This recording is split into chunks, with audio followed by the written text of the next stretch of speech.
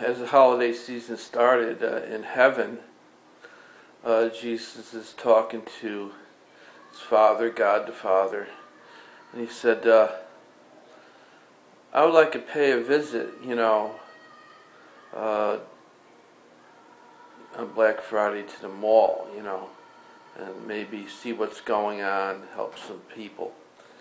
So he makes this request, and surprisingly enough, Father says, sure, and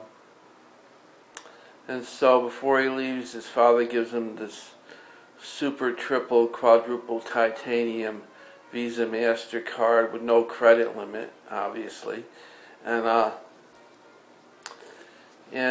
he shows up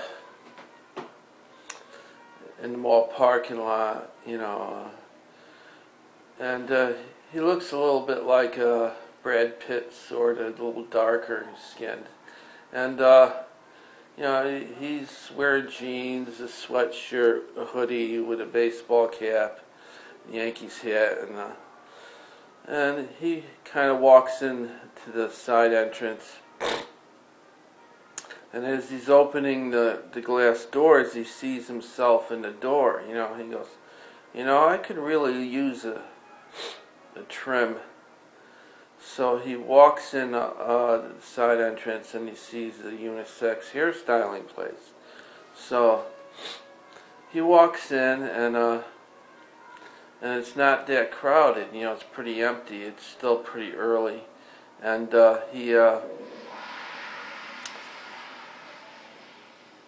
gets a girl and says, I would like to get a trim and a haircut. She says, sure, right this way. So she sits him down, and says, how would you like your haircut? And he looks at her, and when he looks at her, she looks at him, and this, strange feeling comes over her, like this warmth, and she's never seen eyes like that before in her life. It's incredible to describe. Very familiar, but very different at the same time, and very unusual, but very familiar, all at the same time, and with this warmth. And so he said, not too short, and make my beard and stuff look neat, So she starts cutting, and she's talking about the weather and the economy, and how she's not sure she's going to be able to make ends meet. And her sailor, her husband, isn't working right now. He's been laid off also. And she's got a sick mother to take care of.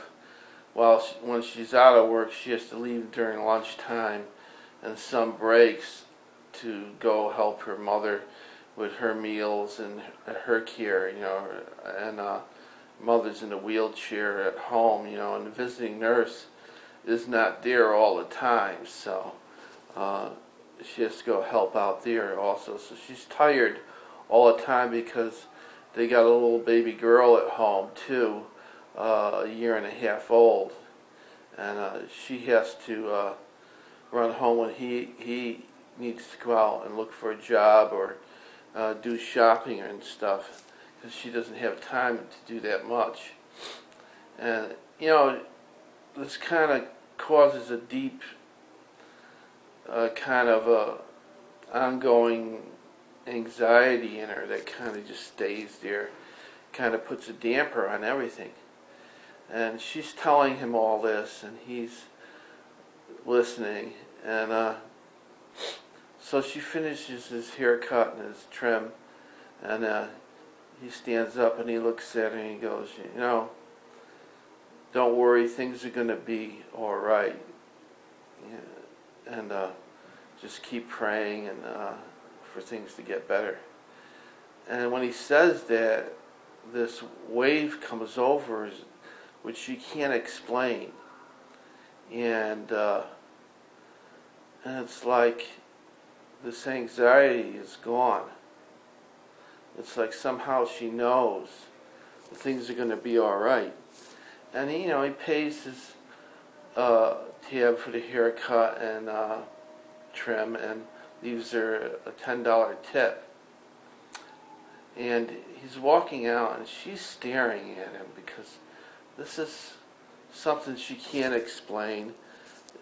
A very unusual thing happened, but you can't explain it because it didn't seem like anything unusual, but it was. And he walks out, and she's watching him, go out the door, and she says, "What is it about that guy?" And this question is in her mind the whole time, And he kind of walks out and takes a left, and there's a bunch of kids hanging out, young teenagers, with the low slung pants or the really tight, super tight blue jeans that are cut really low, and girls standing there with the pink hair and a little overweight, and they're throwing like straws or something at each other, laughing and giggling, and they're kind of like the mall rats. They're always hanging around somewhere.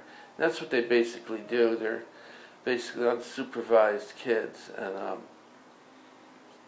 and Jesus walks by, and they're looking at him because he stops and looks at them, and one of the kids has got a sweatshirt with a big skull on the back, and it says "Life sucks" on it, in big letters, and another girl has a jacket on that just says "Death" on the back, and a black leather jacket, and she's got like these. Her legs look like barber poles. They got these striped tights on, and a leather skirt, very short, and she's kind of like got all this overdone makeup and slicked hair, cut short, and this kind of knit hat on, and so he stops, and there's two of the mall security guards standing about 30 feet away. They know this group, and they know to keep an eye on them because they'll start the disturbance for no apparent reason. So they'll yell or scream or throw something, and start laughing really, really loud, or swearing really loud, or yelling anything that doesn't make any sense to cause a disturbance. And they're watching, waiting for anything in case things get escalated. They'll tell them to move on, and so Jesus stops there, and he says, "Don't you guys have anything to do?" And they look at him like, "Oh, here's another onlooker. He's going to tell us to get a job and do something constructive with our lives, or just call us, trash." And